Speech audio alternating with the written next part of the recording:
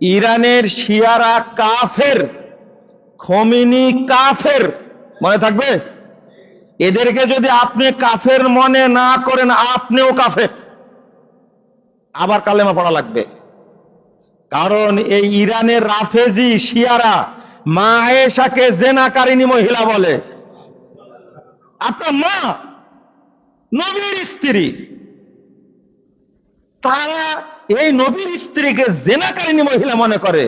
ওদের দাবি যেদিন মক্কা মদিনা দখল করতে পারবো সেই দিন আয়েশাকে কবর থেকে উঠে শাস্তি কার্যকর করবো। নাউজুবিল্লাহ, আস্তাগফিরুল্লাহ। আবু বকর ওমর রাদিয়াল্লাহু আনহুকে তারা বলে একটা হলো ফেরাউন আর একটা হলো কারুন। 5 জন সাহাবী বাদ দিয়ে বাকি সব সাহাবীকে কাফের মনে করে এই শিয়ারা, এই রাফেজি শিয়ারা। কোরআন বিকৃত করে এরা 90 পারা করেছে। আমাদের পারা কোরআন কয় পারা? 30 পারা। 90 পারা করলো কেন? ওরা কোরআন বিকৃত করেছে। আর এর পরেও আপনারা এই রাফেজিদেরকে মুসলিম মনে করেন? ইরান মুসলিম দেশ না, ইহুদি খ্রিস্টানদের চেয়েও খারাপ একটা দেশ ইরান, এটা মনে রাখবেন।